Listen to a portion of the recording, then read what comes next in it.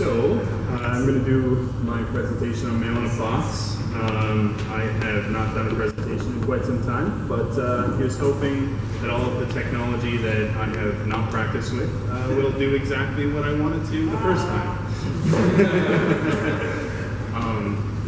Anyway, so mail in a box. This the cause of and solution to all of mail's problem. Wait, is that you? Simpsons quote, anybody? No? All right, so I'm going to start off with why you shouldn't do this. So, a little bit of history. I've spent a long time kind of courting the concept of running my own email server, and everyone who talks about doing it talks about the depth of so many silly, minute details with cryptography and asymmetric key signing and all this other fun that includes DNS and things like that. And all these words are really scary when you first start out in the IT world, because if you screw up your DNS, everything is gone. Nobody can contact your servers, nobody can attach to your appliances, whatever you're doing. At first you get a little bit intimidated. Sorry about that. When you start to research it, it gets even more daunting because I think I read about 20 different ways to do it. And aside from paying Microsoft to do it with Exchange servers or cPanel to do it with recurring licenses, they spend the first 500 words of pretty much every article that I've read trying to convince you to pay someone else to do it.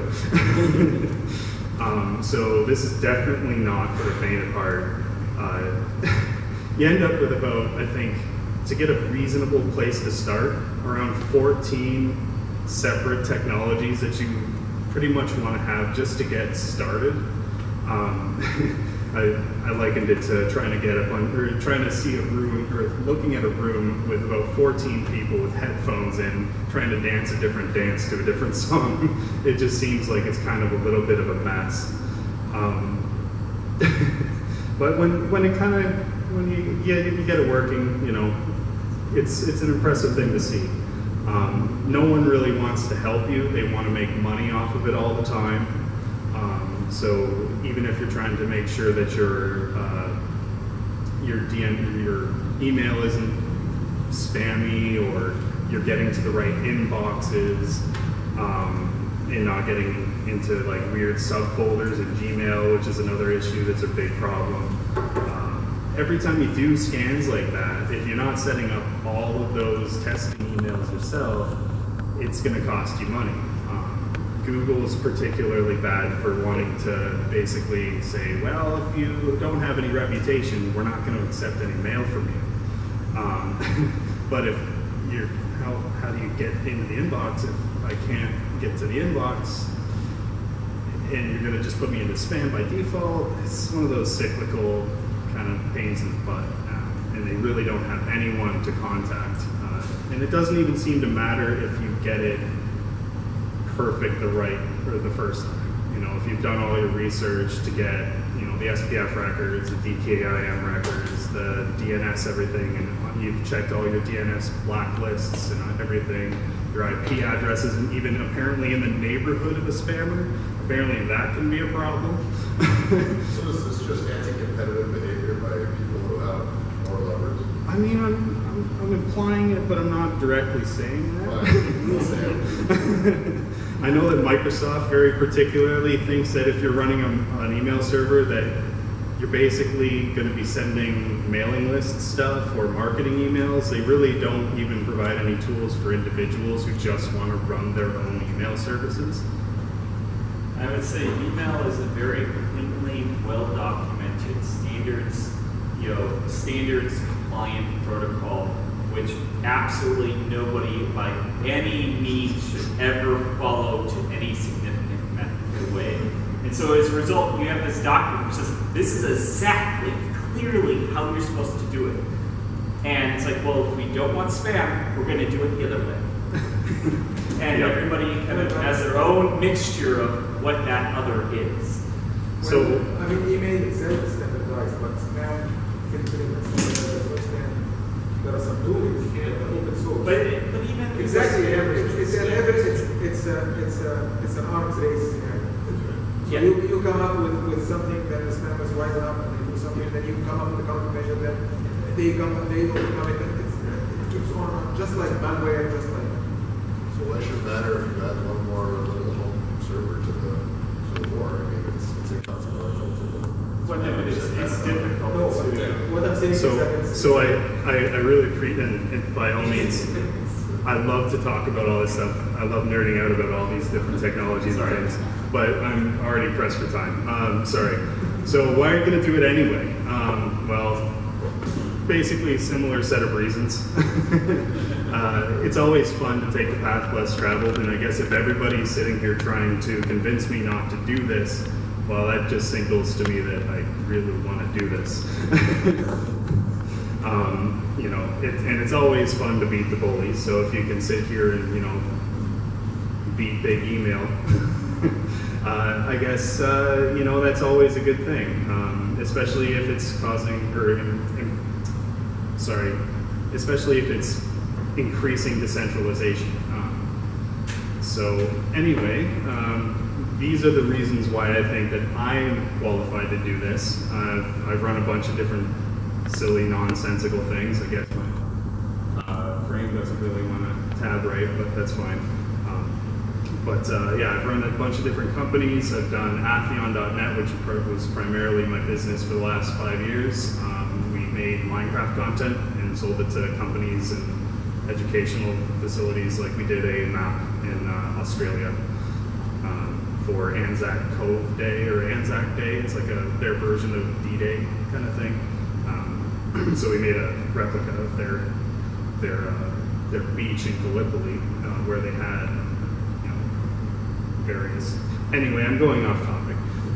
So I did a bunch of server management there, server cubes. We did automated deployments using Salt and other technologies.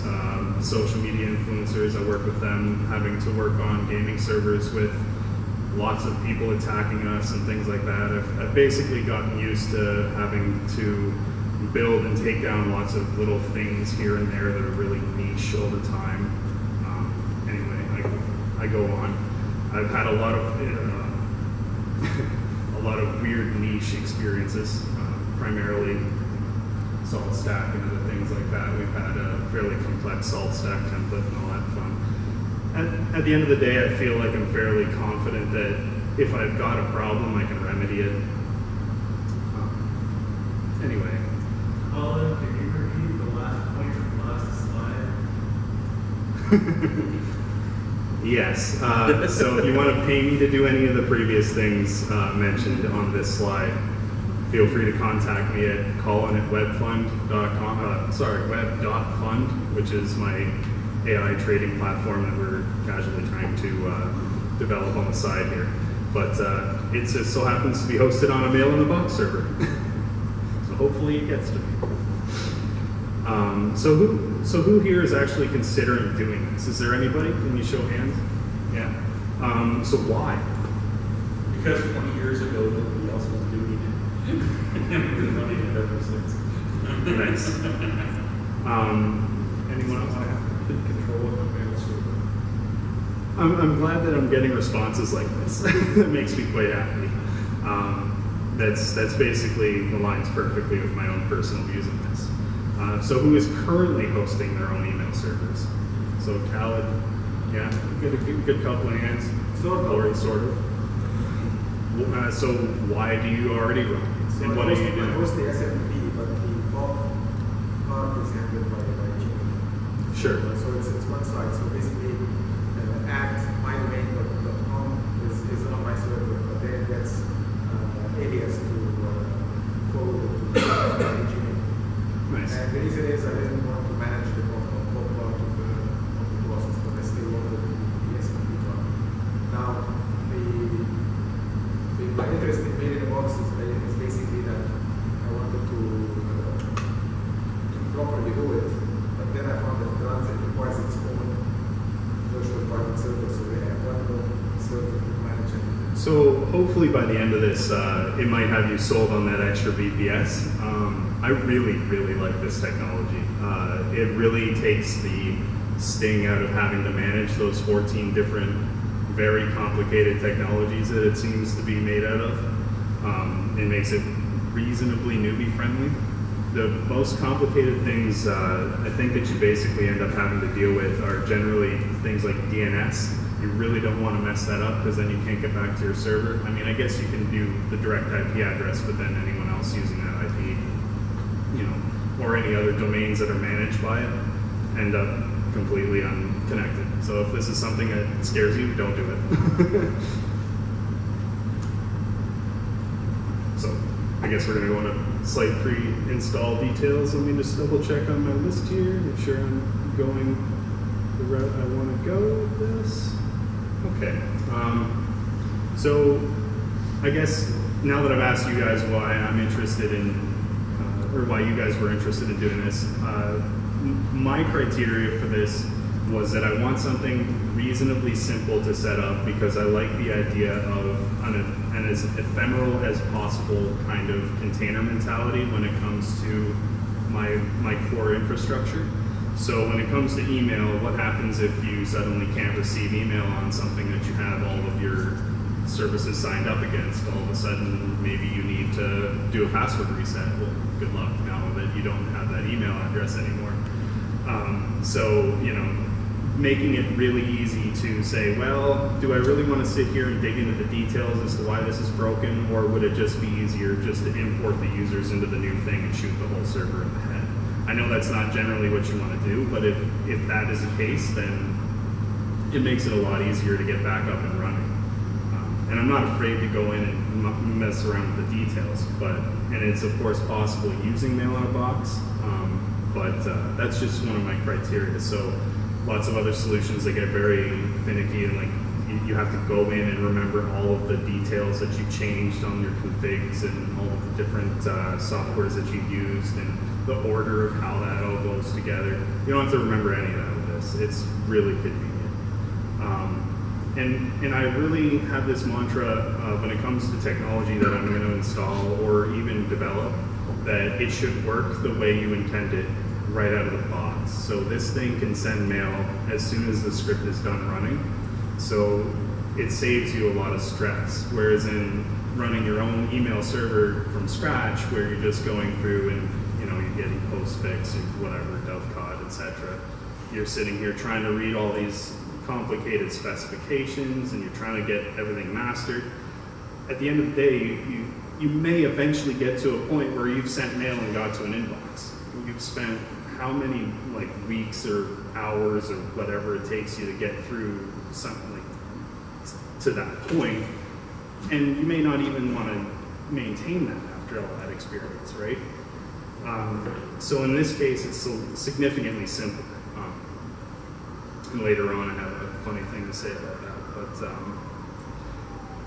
I still want my configurability, which is another one of my criteria, and I'd like to have encryption as many places as I can. I mean, I'm able to use PGP, but I mean, as far as it goes, PGP is a little excessive, I find. I like it, but usually communication between somebody who's installing PGP and somebody else who's already got PGP is like, does this email work? Did you decrypt this okay? Yeah, I heard you, and then generally that's about as far as it goes. It's not really duty friendly. So I've yet to find a solution that I like about that. The closest that I've come is a tech called Rain Loop. But again, that's not really the whole detail there, that's not really the main focus, but it is good to be able to enable encryption and security anywhere you can. Now, I also like the idea of unlimited emails, because right now if you go to Google Apps, it costs you $5 a month for a single user with, I think, 20 aliases, I believe. Correct me if I'm wrong. I don't know any other platforms that I'd want to use. I mean, I guess Amazon Send Email Service would be another option, and that's probably about the cheapest you can get using somebody's cloud provider. And I don't know what the limitations are on that for sending, and it's, as far as I know, the cheapest you can go. because it doesn't give you any like hand holding at all. So it doesn't do any unsubscribing management or anything like that. So if you're looking to send lots of emails, you have to solve that problem yourself to comply with those standards. Yeah, so the recipe, things that you're going to need a VPS, ideally with both IPv6 and v4 at this point. There's really no point in getting something at this point that doesn't have IPv6, although we're probably way far away from ever transitioning. I use Namecheap for my registrar, so you're going to need to buy a domain. You're going to need this website up on your site or on your browser. You're going to need curl installed on, unfortunately, Ubuntu 14.04, which is the only one that Mail in a Box officially supports. However, if you really wanted to get started on a 16.04 install, I can't attest to how it's going to upgrade to 18.04 when they plan to do that on the main code. I can send it to the mailing list, but mine's installed on 16.04 using that fork. But the officially supported one is 14.04, which you can still install on a lot of providers. So currently I'm using DigitalOcean, and I find that that's pretty easy to use. And I think the VPS that I spun up today is about $20 a month, but I've been running mine on a $5 a month one. So either one will work just fine. Is there a roadmap to get 14.04 to 18.04? So they do have plans. They were saying that they were just going to like flat out skip 16.04 after a while of like intermittent trying. They have a couple of technologies that they kind of want to continue to carry on. So in this case, they actually have, I think it's something to do with like zpush or something to do with like some other fanciness with Nextcloud. Currently the version of Nextcloud that's supported by Mail in a Box, which is installed by default, which is really handy. It's probably a little excessive for people who are just trying to send email. But is like, I think version 12. So it doesn't have the pre-internet encryption of version 13 or whatever the next version is that has that. So you can't necessarily protect the data that's stored on your Nextcloud for your users.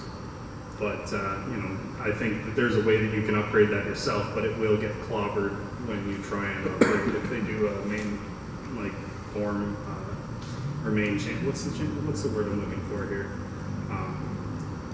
When the version goes to 18.04 on the main repository, it will probably get clobbered. So as you can see, there's an absolute ton of technologies here. So the first, I think, 5 points there are the things that are just listed on their website on mailinabox.email. So one of the biggest things that I like about this is you got the chain of trust from all the way from the backbone of the internet, and I think it might be missing a letter or two in there, but ICANN all the way to your front door. So you can basically cryptographically trust that your server has not been meddled with between that level far back in the internet. So you have DNSSEC. I don't know if you know what DNSSEC is. Anybody know? Yeah? I'm seeing heads nod. Okay. So basically, ICANN has a root certificate for the internet, and then your registrar will have like a certificate there, and then that will sign your glue records, which will then in turn point to your server to say that your server hasn't changed and hasn't been altered in any funny ways whatsoever. And then your server asserts with that signed private key or public key that your DNS records haven't been altered. So you have that chain of trust all the way from the back end of the internet to the front end of your actual website.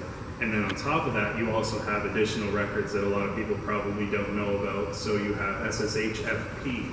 So when you first log into SSH on a remote server, when it asks you if you recognize that string of text that I'm pretty sure everybody just hits Y on and hits enter, unless they're like super paranoid.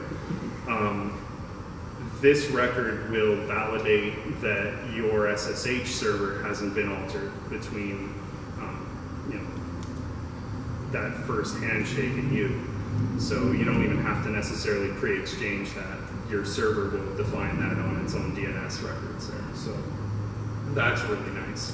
It also supports CAA records. So if you're going to issue any TLS certificates, you can say, I only want people to be able to issue ticket or certificates from Let's Encrypt, which is a big benefit because you sometimes end up with people talking about things like these weird Unicode domains like PayPal with like a weird A that looks like an A, and suddenly they're getting a TLS certificate, green bar TLS certificate from like, I don't know, DigiCert or wherever.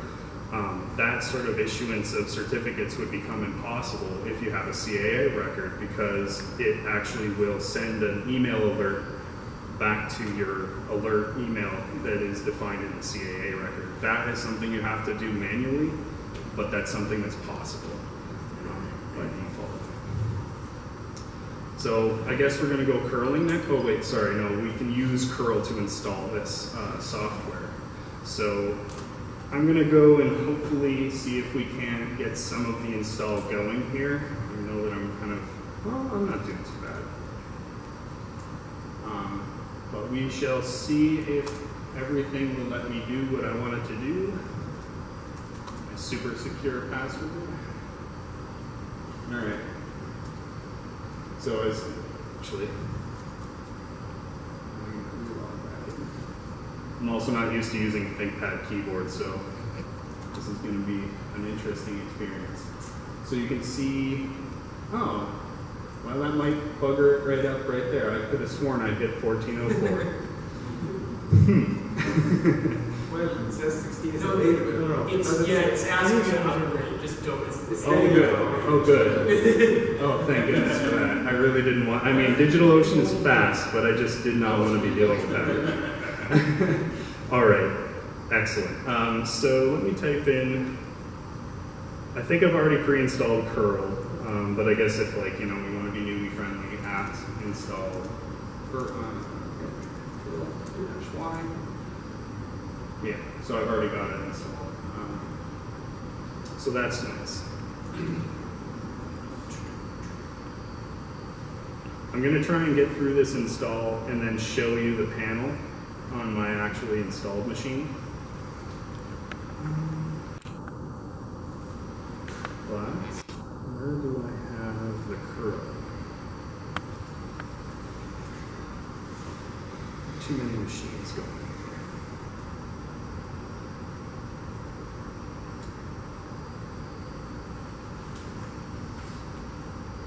Here we are. All right.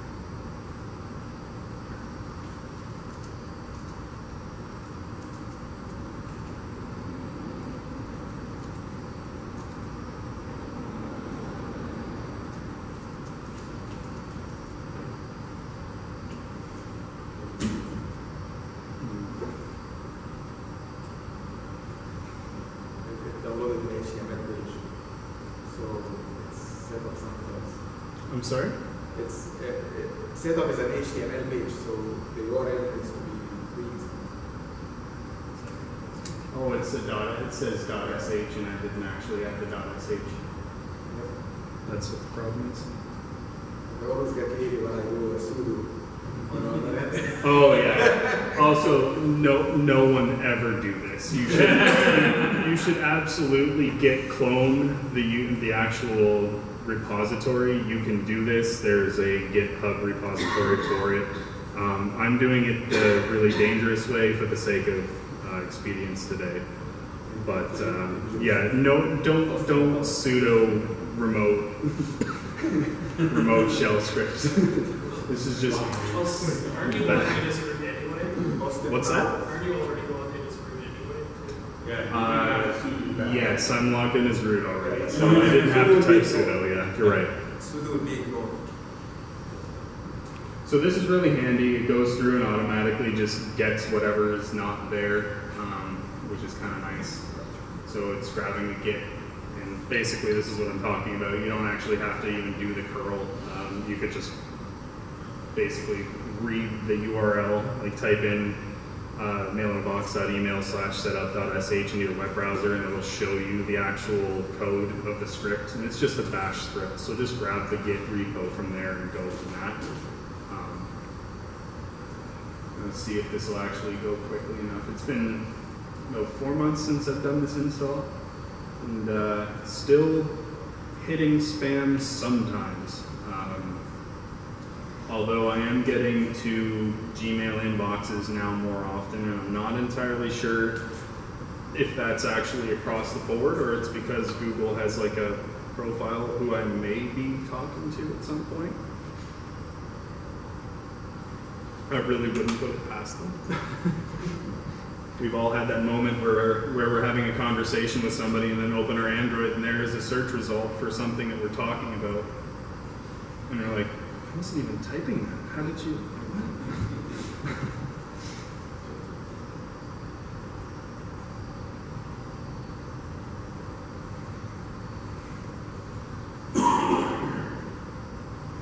Colin, while we wait, do you know what they use to do your configurations? Is it just like a straight bash script, or have you not worried about it yet? I know that they don't meddle with like the actual configs in their default state too much, so you can actually go through and change them, and not everything will implode. But they do state that if you do mess with anything inside of its purview, it will clobber it the next time you update it. So you can't really too much without actually at least keeping note. I wouldn't be surprised if they were using something like Puppet or Salt or something just to assert the changes. But at the same time, I think it's all mostly shell if you look at their repository. So it might just be sed commands. Yeah. Thanks for deploying Mail-in-Box. I'm going to ask you a few questions. You should only install this on a brand new installation. All right. Well, I mean, it's not totally brand new. I mean, I did install Perl. So this is the default email. It's pretty easy. I'm going to let it just go with the host name of the machine. This is a domain that I actually legitimately own, and hopefully the DNS glue records have propagated to the internet correctly. And we'll just next our way through this. It wants to have its own little CNAME record here, so it wants to be allocated to box. If you're looking to kind of obfuscate where it's hiding, you could change that to something if you like. And here we go.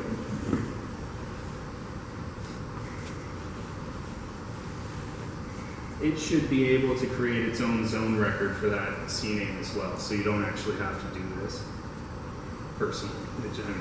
That's you doing it, I guess. You don't have to know anything about doing DNS technically. Does it host the DNS on that same server?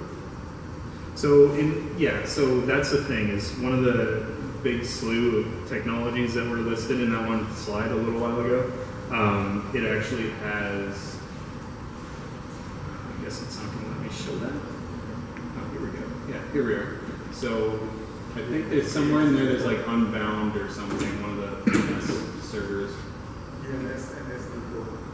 I'm not seeing it, but you guys could probably see it faster than me. So basically, if I have a domain and I have other servers, Yeah.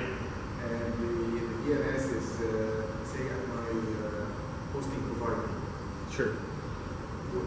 would this require that they handle that this box handle the DNS for all my domain? So luckily enough, require isn't actually part of this thing's vocabulary. You can actually do your external DNS if you'd like. It will show you in the user interface all of the things that you have to establish in your zone file in whatever provider you were using. So I've used Cloudflare and a few others. I like Cloudflare because of its nice curlable API. So if, like, let's say I had a Docker container, I could curl Cloudflare, which is actually pretty cool. In this case, is it actually exposes a curlable API as well, so you can actually insert your own records as well using this. So that's why I switched. But it doesn't come with any redundancy by default. There's documentation on redundancy. And if you actually go and do any DNS record scans on your domain, especially in my case, it'll whine and complain that both of my DNS servers are in the same country. They actually recommend that you have them in separate countries. So like one, let's say in America, and one in a foreign country somewhere, where if the internet implodes on one side of the internet, like in the United States, for example, due to giant botnet attacks or something from Internet of Things devices, which I think are 1.3 terabytes per second now or something, which is very likely to cripple a half of a continent fairly easily. You know, it's good to kind of keep it distributed. So cheesy data, here we go. Let's set the time zone. So it'll keep coming up and asking you questions like this. It's recognized that it's got its own IPv6, and it's going to assign that to the domain as well, which is really, really nice.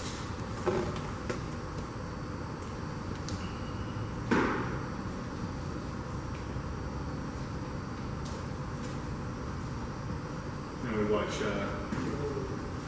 the key generation process, where it just sits here and shows you dots and pluses for about 5 minutes. If anybody else has any questions while this stuff is happening, by all means, just speak up. It's getting kind of dark in What does here. that actually mean?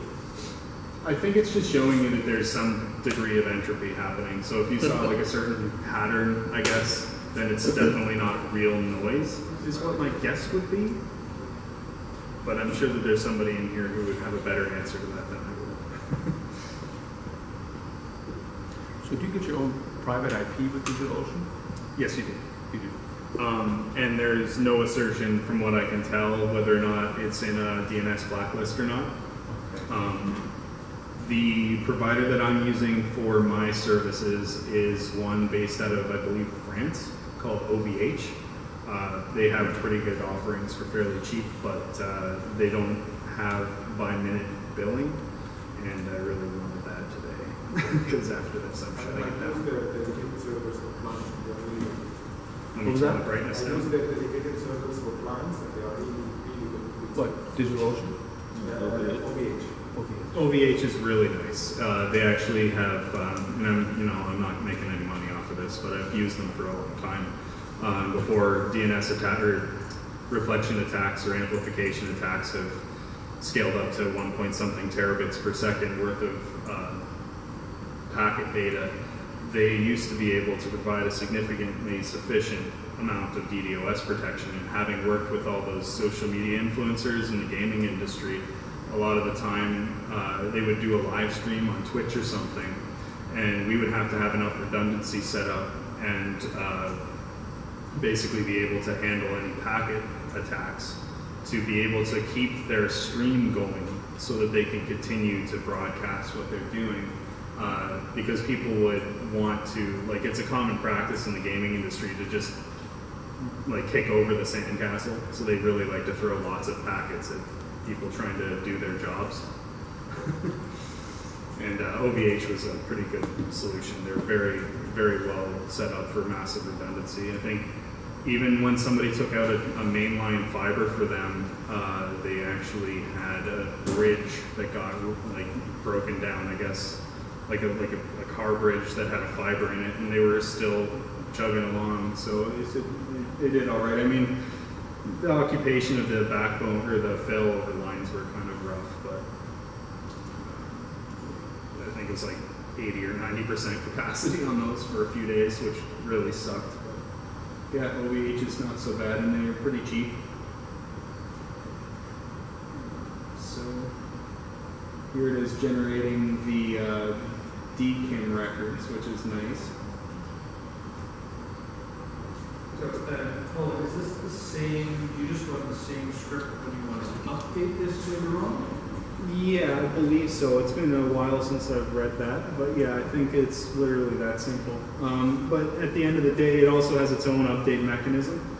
And since we're just staring at this for a second, let me see if I can get this up on this screen. So this is what it looks like on mine. If it'll, boy, I'm not used to this thing here. Okay, here we are. So this is a little bit revealing. So when you first log in, I'm going to go back to that so you can see kind of what it looks like. And I guess the screen size isn't very large, so it's going to be a little rough. So I just came up with a random username.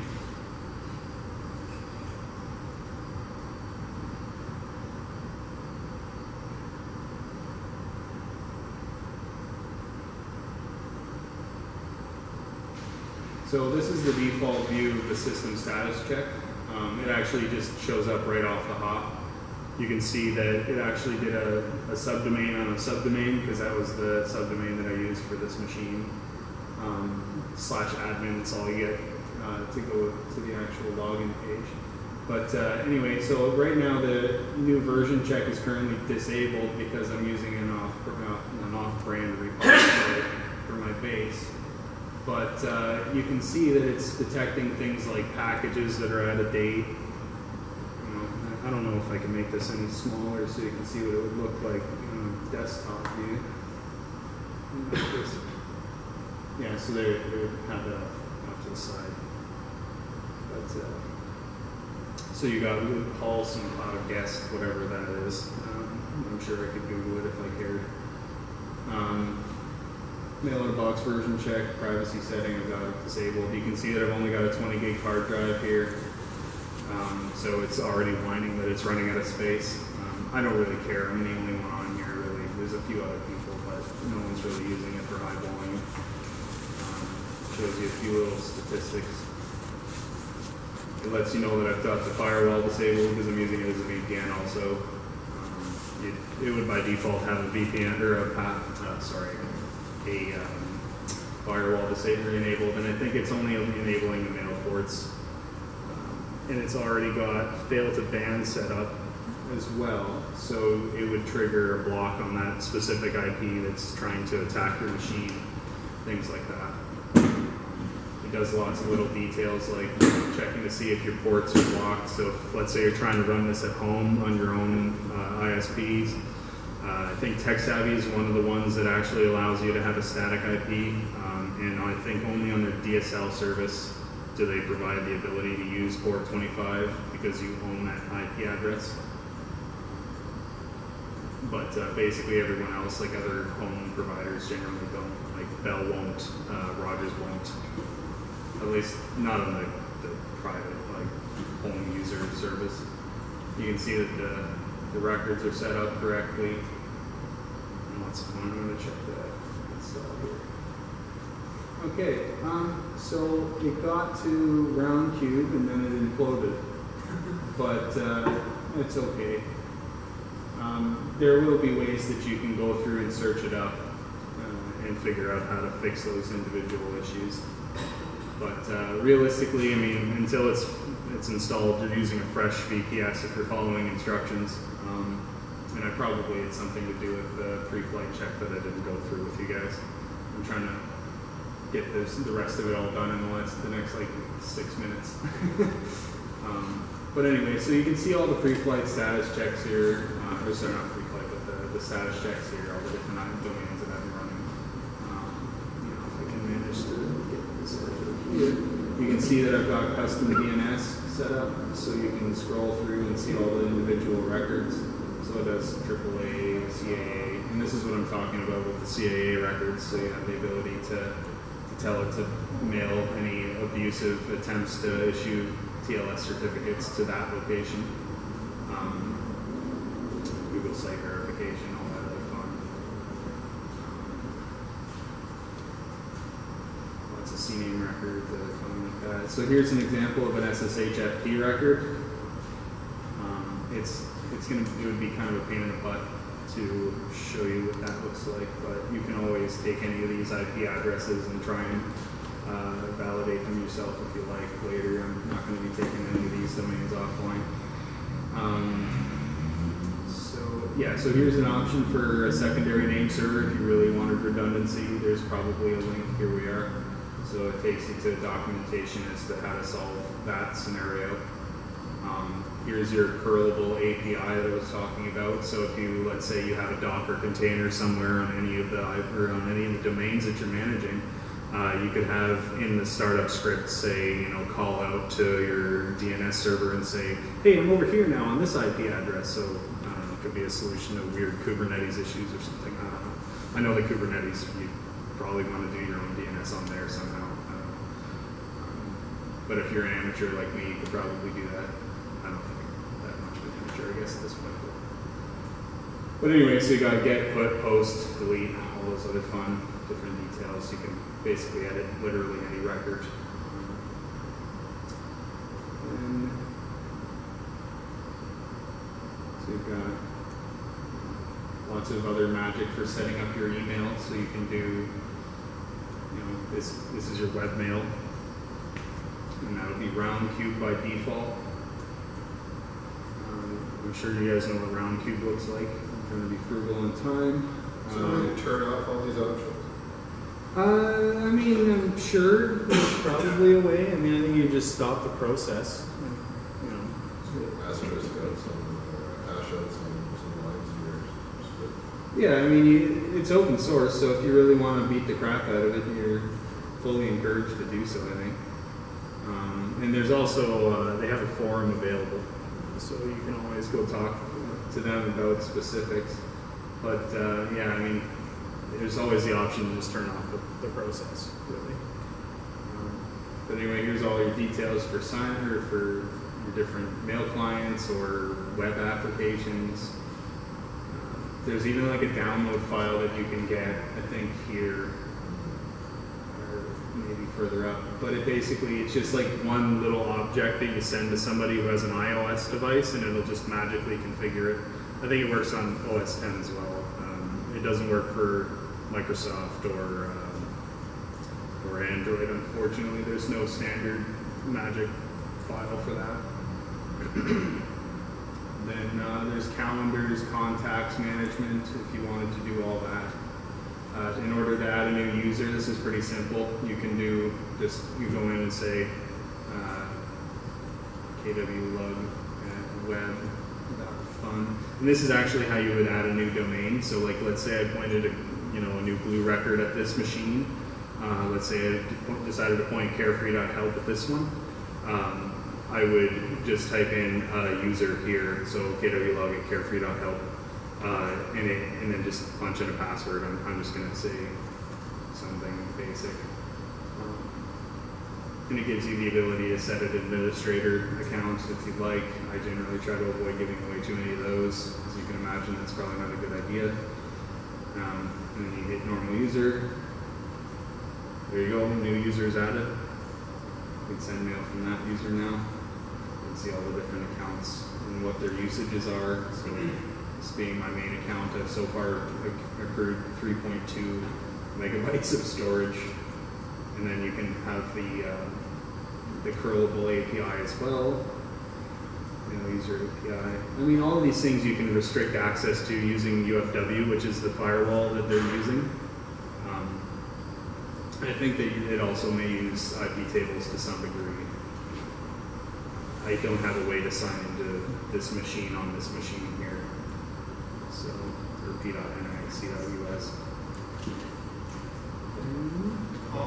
Sure. When you make a new user, is that also making like a user on your Linux system? I don't believe so, no. I haven't actually checked, but yeah, that's actually a question that I don't have an answer to, sorry. But it, like, when you go to delete a user, actually, that's actually a good thing to show you. So this might actually be indicative of what you're looking for, so control F. So if I go to delete the user, all it says is archive account. You can do that later, or whatever. Hit archive.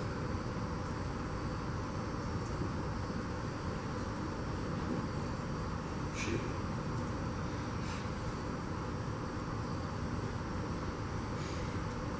Yeah, I don't know. There's a document or a bit of documentation somewhere that gives you the ability to delete the actual file system data for that user. Because when you go to delete it, all it does is actually just delists it. and removes its ability to log into any of these services. There's a calendar over there. It's all just Nextcloud. So if I go to Nextcloud,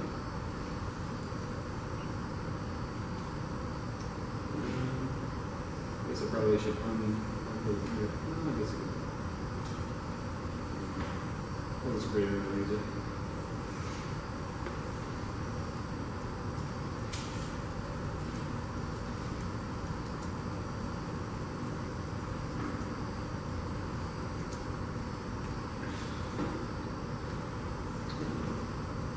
I have it set up to grab a new fancy picture and put it up as the background every time. Is it Curelet-Balan 2? Sorry? Is that the 2? Oh yeah, that's right. Thank you.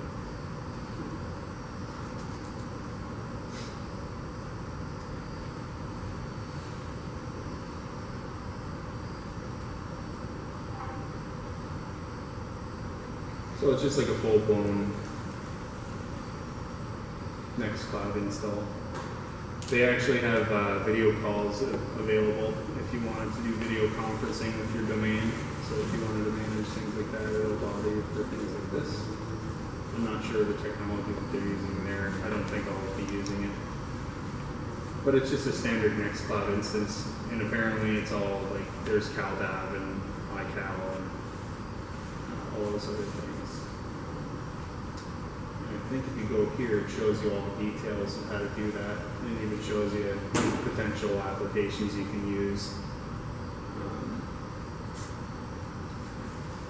And I guess there's just direct links if you don't want to think at all. You said using Exchange, whatever. Anyway, so I think I'm pretty happy with that. I mean, it tries to give you a static web hosting page as well. So if you go to one of the external domains on here and just see what happens, it should take you to that by default, but that can just be overridden by adding another just another DNS record in your custom DNS page. So if you go here and you just add another record, it would override the main. And I mean, it doesn't really take too much resources. So if I go to, I think it's got.